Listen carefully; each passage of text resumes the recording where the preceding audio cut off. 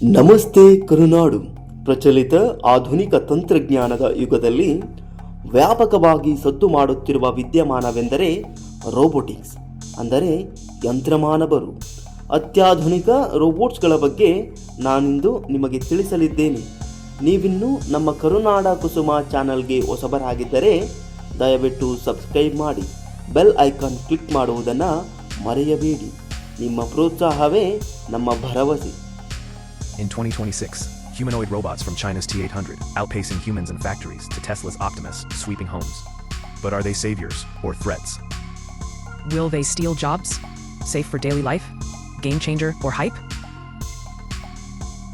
ಪ್ರಿಯ ಸಹೃದಯಿ ಕನ್ನಡಿಗರೇ, ಮೊದಲನೆಯದಾಗಿ ಏಜೆಂಟಿಕ್ AI ಎಂಬ ರೋಬೋಟ್ನ ಬಗ್ಗೆ ತಿಳಿಯೋಣ. ಚಾಟ್ ಜಿಪಿಟಿಯಲ್ಲಿ ಪ್ರಶ್ನೆಗೆ ಉತ್ತರ ಮಾತ್ರ ಸಿಗುತ್ತದೆ. ಆದರೆ ಏಜೆಂಟಿಕ್ AI ಇದು ಡಿಜಿಟಲ್ ಪ್ರತಿನಿಧಿಯಾಗಿ ನಮಗಾಗಿ ಕೆಲಸ ಮಾಡುತ್ತದೆ. ಇದು ತನ್ನ ಸುತ್ತಮುತ್ತಲಿನ ಪರಿಸರದಲ್ಲಿರುವ ಡೇಟಾ, ಇಮೇಲ್, ಕ್ಯಾಲೆಂಡರ್ ಇತ್ಯಾದಿಗಳನ್ನು ಗಮನಿಸಿ ಮಾಹಿತಿಯನ್ನು ಕಲೆ ಹಾಕುತ್ತದೆ. ಇದಲ್ಲದೆ ಕೊಟ್ಟಿರುವ ಕೆಲಸವನ್ನು ಅಚ್ಚುಕಟ್ಟಾಗಿ ಹೇಗೆ ಮಾಡಬೇಕೆಂದು ಆಲೋಚಿಸುತ್ತದೆ. ಇದು ಕೇವಲ ಮಾತನಾಡದೆ ಬೇರೆ ಆ್ಯಪ್ಗಳು, ಸಾಫ್ಟ್ವೇರ್ಗಳನ್ನು ಬಳಸಿ ಇಮೇಲ್ ಕಳುಹಿಸುವುದು, ಹಣ ಪಾವತಿಸುವುದು, ಹೀಗೆ ಹಲವಾರು ಕೆಲಸಗಳನ್ನು ಮಾಡಬಲ್ಲದು. ಕೆಲಸದಲ್ಲಿ ಅಡಚಣೆ ಉಂಟಾದರೆ ತಕ್ಷಣವೇ ಹೊಸ ದಾರಿಯನ್ನು ಹುಡುಕಬಲ್ಲದು.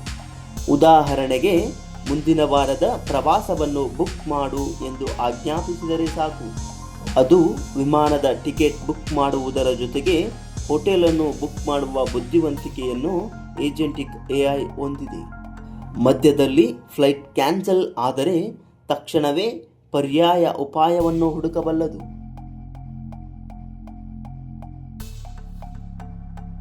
ಎರಡನೆಯದಾಗಿ ಫಿಸಿಕಲ್ AI. ಇದರ ಬಗ್ಗೆ ಹೇಳಬೇಕೆಂದರೆ ಇದು ಕಂಪ್ಯೂಟರ್ನ ಒಳಗಿದ್ದ ಬುದ್ಧಿವಂತಿಕೆಯನ್ನು ಒಂದು ರೋಬೋಟ್ ದೇಹಕ್ಕೆ ತರುವುದು. ಇದರ ವಿಶೇಷತೆ ಎಂದರೆ ಇದು ಮನುಷ್ಯನಂತೆ ಗುರುತಿಸಬಲ್ಲದು ಮತ್ತು ಚಲಿಸಬಲ್ಲದು. ಈ ರೀತಿಯ ಆಪ್ಟಿಮಸ್ V3 ಎಂಬ ರೋಬೋಟ್ ಜಗತ್ತಿನ ಶ್ರೀಮಂತ ವ್ಯಕ್ತಿ ಎಲಾನ್ ಮಸ್ಕ್ ಅವರ ಟೆಸ್ಲಾ ಕಂಪನಿಯಲ್ಲಿದೆ. ಇದು ಕೈಯನ್ನು 22 ರೀತಿಯಲ್ಲಿ ತಿರುಗಿಸಬಲ್ಲದು. ಮನುಷ್ಯನಿಗಿರುವ ಸೂಕ್ಷ್ಮತೆ ಈ ರೋಬೋಟ್ಗಳಲ್ಲಿ ಕಾಣಬಹುದು.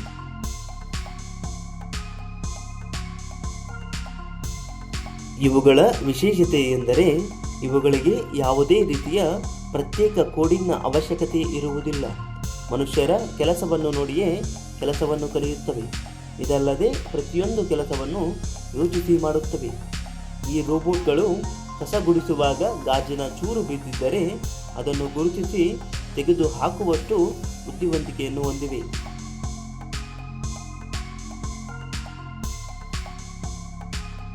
ಮನುಷ್ಯನಿಗೆ ಸುಸ್ತು, ಆಯಾಸವಾಗುತ್ತದೆ, ಜೊತೆಗೆ ನಿದ್ದೆ ಮತ್ತು ರಜೆಯ ಅನಿವಾರ್ಯವಿರುತ್ತದೆ. ಆದರೆ ರೋಬೋಟ್ಗಳಿಗೆ ಏನೂ ಬೇಡ. ದಿನದ 24 ಗಂಟೆಗಳ ಕಾಲ ಕೆಲಸ ಮಾಡಬಲ್ಲವು.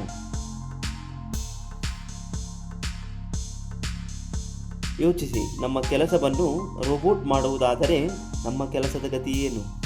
ಇದರಿಂದ ನಿರುದ್ಯೋಗದ ಸಮಸ್ಯೆ ಭಾರತದಲ್ಲಿ ಇನ್ನೂ ಹೆಚ್ಚಬಹುದು.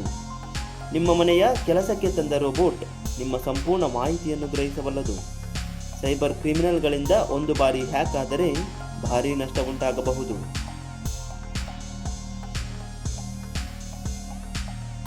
ರೋಬೋಟ್ಗಳಿಗೆ ಯಾವುದೇ ರೀತಿಯ ಪ್ರೀತಿ, ವಿಶ್ವಾಸ, ಮಾನವೀಯತೆ, ನೈತಿಕತೆ ಮತ್ತು ಮಾನವ ಮೌಲ್ಯಗಳ ಅರಿವಿರುವುದಿಲ್ಲ.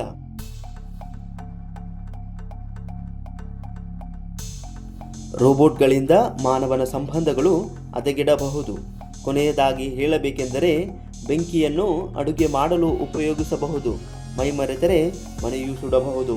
ಹಾಗೆಯೇ ತಂತ್ರಜ್ಞಾನವನ್ನು ಜಾಗರೂಕತೆಯಿಂದ ಬಳಸುವುದು ನಿಮ್ಮೆಲ್ಲರ ಜವಾಬ್ದಾರಿ ಎಂಬುದು ನನ್ನ ಅಭಿಪ್ರಾಯ. ಈ ಮಾಹಿತಿ ನಿಮಗೆ ಇಷ್ಟವಾಗಿದ್ದರೆ ದಯವಿಟ್ಟು ಲೈಕ್, ಶೇರ್, ಸಬ್ಸ್ಕ್ರೈಬ್ ಮಾಡಿ. ನಿಮ್ಮ ಪ್ರೋತ್ಸಾಹವೇ ನಮ್ಮ ಭರವಸೆ. ಧನ್ಯವಾದಗಳು.